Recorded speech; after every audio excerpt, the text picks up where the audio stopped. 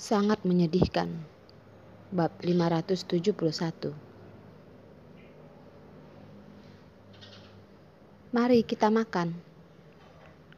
Arila mendorong pintu dan melihat ayah dan anak perempuan itu mengobrol dengan gembira.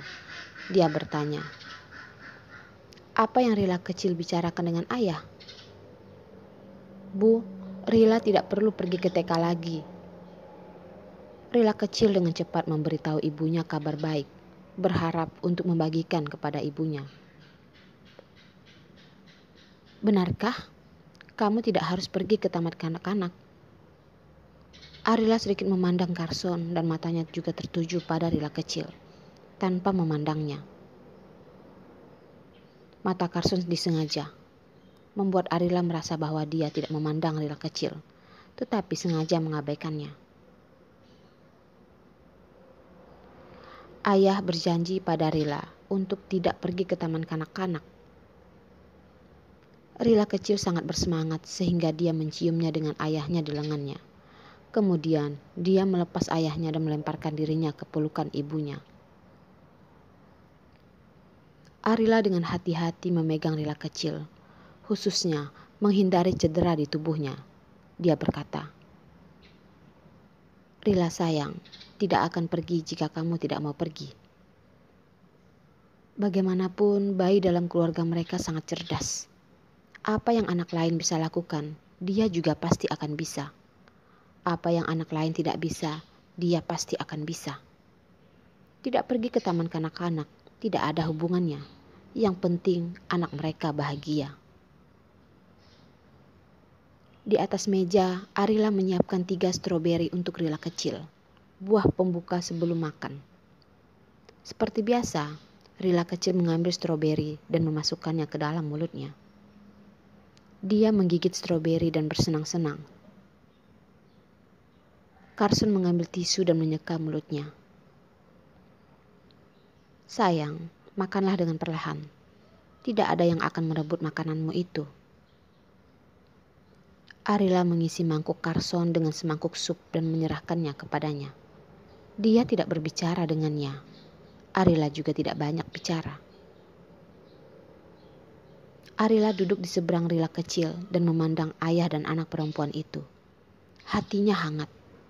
Bahkan jika dia melihat mereka seperti ini, dia merasa sangat bahagia. Rila kecil menunjuk masakan tomat tumis telur goreng dan berkata, Rila ingin makan tomat tumis telur, Ibu. Dia tidak tahu apakah Rila kecil sangat menyukai buah dan sayuran merah. Suka stroberi, suka tomat juga. Sekarang, stroberi baru saja dimakan. Dia sudah melihat telur orak-arik dengan tomat di mangkuk. Carson segera memberi Rila kecil tomat dan berkata, Makanlah. Terima kasih ayah, terima kasih ibu, kata Rila kecil dengan manis. Sama-sama sayang. Arila tersenyum dan menawarkan hidangan kepada Carson. Ayah Rila, kamu juga makan sedikit lagi. Arila kurang lebih mengenal kepribadian Carson. Terkadang pria ini canggung. Ketika 2 orang mengalami depresi, dia akan marah lebih lama daripadanya. Jadi saat ini, dia masih harus mundur dan membiarkannya. Lihat, seperti itulah pria ini.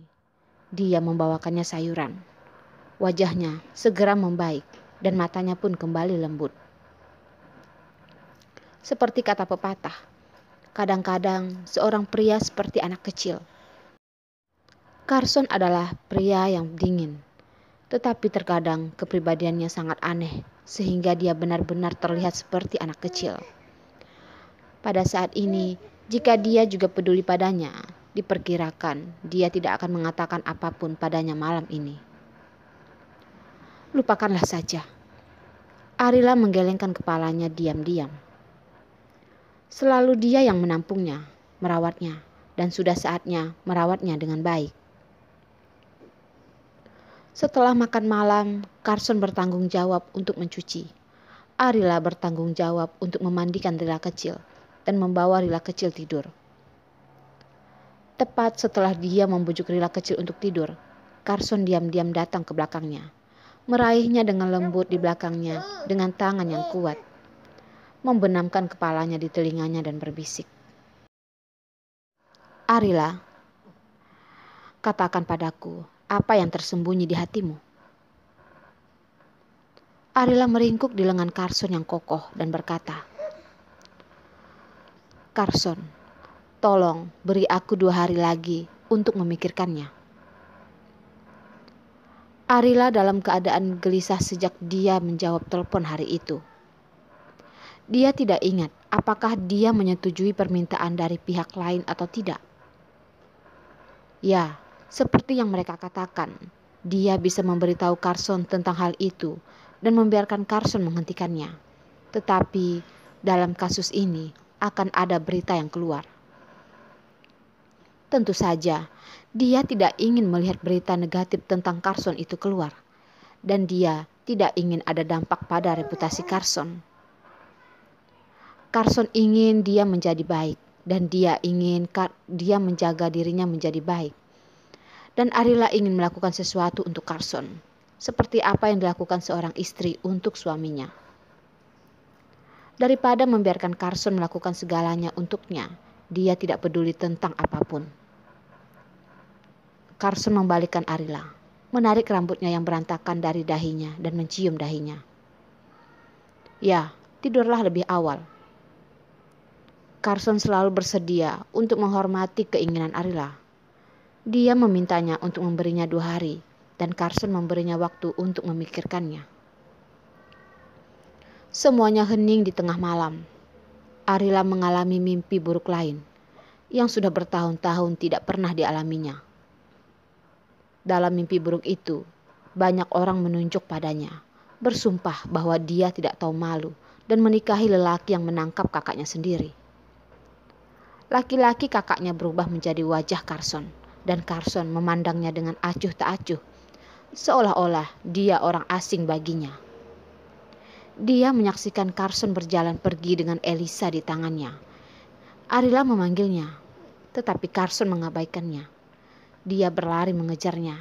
Dia akan menyusulnya. Tetapi dia tidak tahu kemana harus keluar dari mobil. Mobil menabrak kepalanya seperti mobil tanpa pengemudi. Tepat saat mobil itu akan menabraknya, dan entah bagaimana, Carson tiba-tiba jatuh dari langit. Dia mendorongnya pergi, tetapi dia ditabrak mobil.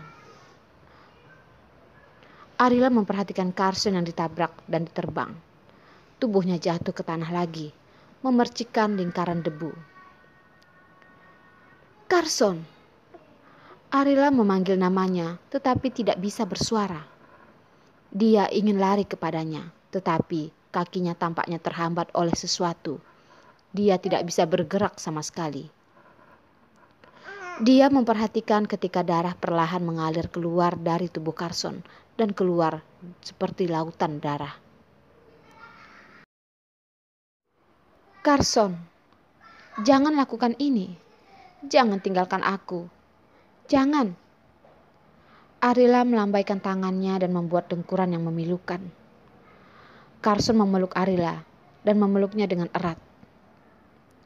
"Arila, aku di sini. Jangan takut. Jangan panik.